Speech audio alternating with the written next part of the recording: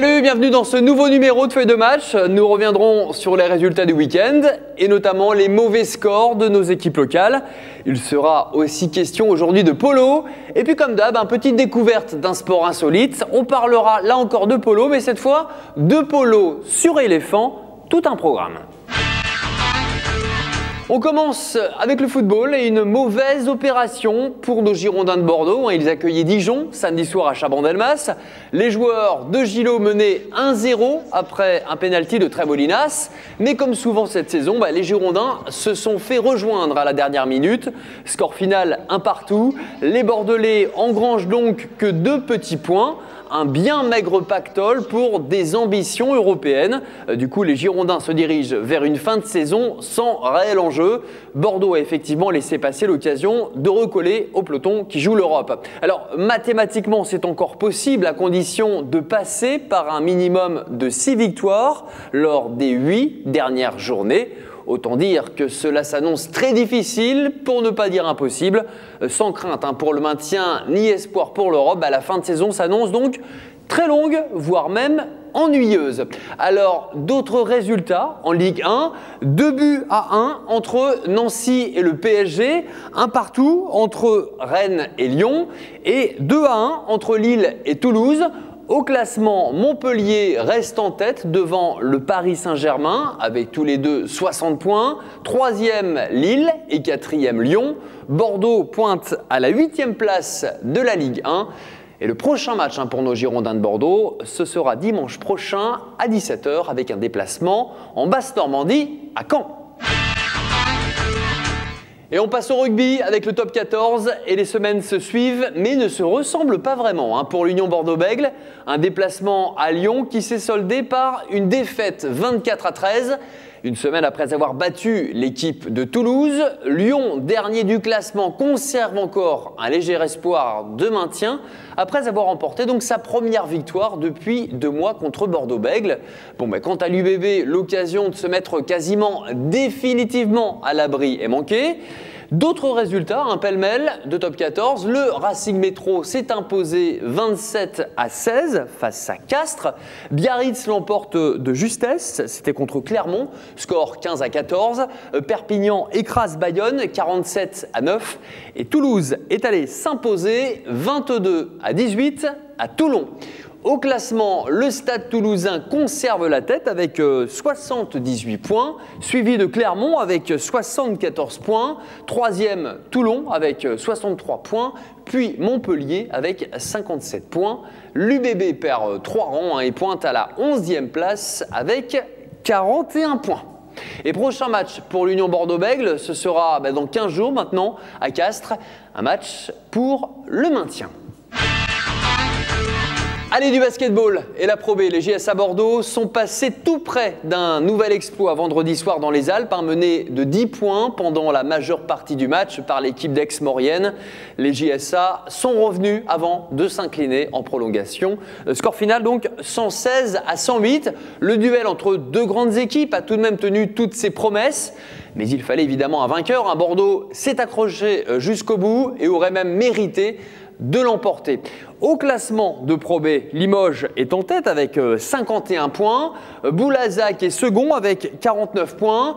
Chalon-Reims avec 47 points et 3e, suivi d'Aix-Maurienne et de Boulogne. Les JSA Bordeaux sont 7e avec 43 points. Au prochain match donc pour les JSA, ce sera le 7 avril prochain avec un déplacement à Rouen. Allez, coup de projecteur maintenant sur le polo. C'est un sport très classieux. Le polo, je vous rappelle, c'est un sport d'équipe, on est à cheval.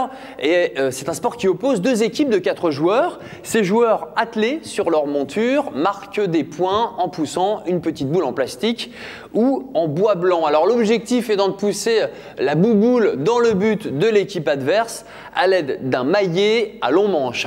Et il en faut de la place pour jouer au polo puisque ce sport traditionnel se pratique sur un large terrain à gazon mesurant jusqu'à 300 mètres de long. Alors le polo serait né à Babylone en Mésopotamie vers 2500 avant Jésus-Christ Et ce sont les Britanniques qui fondèrent le premier club de polo. C'était à Silchar en 1859 et ça c'est dans l'Himalaya. Et saviez-vous aussi que la France accueille l'une des plus étonnantes compétitions de polo? Elle se déroule depuis l'hiver 2008 sur les pistes de Courchevel. C'est la Polo World Cup qui rassemble les joueurs les plus prestigieux du monde. Et c'est effectivement le tournoi de polo le plus haut du monde puisqu'il se déroule à plus de 2000 mètres d'altitude. Il a lieu en fait dans l'altiport de la station de Courchevel. Alors en polo, il existe différentes sortes de coups qui peuvent se regrouper en deux catégories. Ceux qui envoient la balle vers l'avant et les backs qui l'envoient, comme son nom l'indique, en arrière. Les coups principaux sont le coup droit, le revers. Il y a aussi le offside neck shot qui passe devant le poitrail du cheval et le offside tie shot qui passe derrière le poney et qui se joue avec le poignet. Regardez tout cela en images.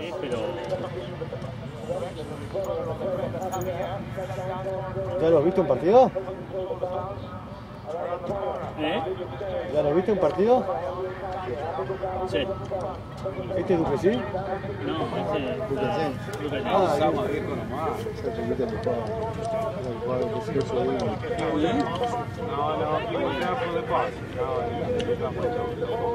el patrón, mira, ¿qué tal,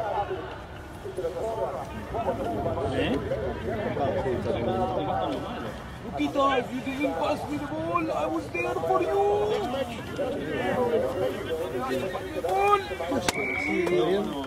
La vergüenza.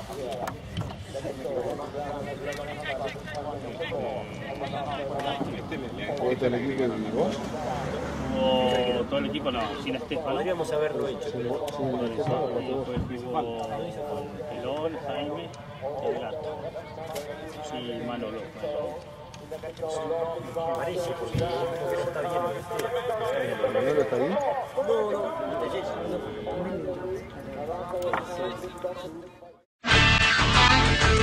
Alors vous connaissez désormais un petit peu mieux le polo à cheval, mais saviez-vous qu'il existe des variantes de ce fameux sport et notamment le polo sur éléphant? Oui, le polo sur éléphant, il s'agit d'une discipline un petit peu extravagante tout de même, mais quasiment ancestrale puisque les Maharajas la pratiquaient déjà il y a 2500 ans en Asie. Alors comment ça marche? Eh bien, les joueurs sont juchés sur un éléphant, ces joueurs essayent de pousser là encore une boule de bois avec un maillet dans le but adverse. Sur le terrain, deux équipes de 3 éléphants s'affrontent pendant des périodes de 20 minutes. Il faut quand même savoir que les montures pèsent en moyenne 3 tonnes.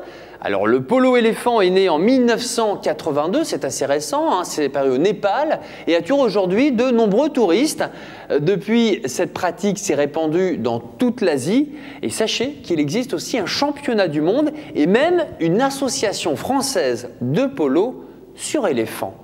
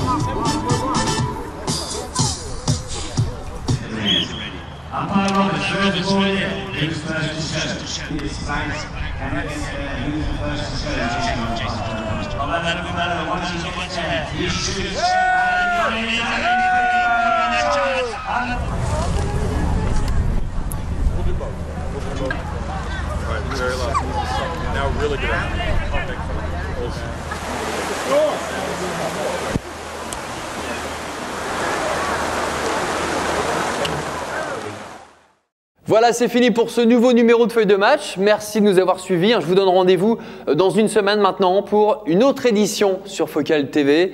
D'ici là, moi je vais essayer de me trouver un éléphant histoire de m'entraîner un petit peu au polo. Allez, j'y vais. Ciao.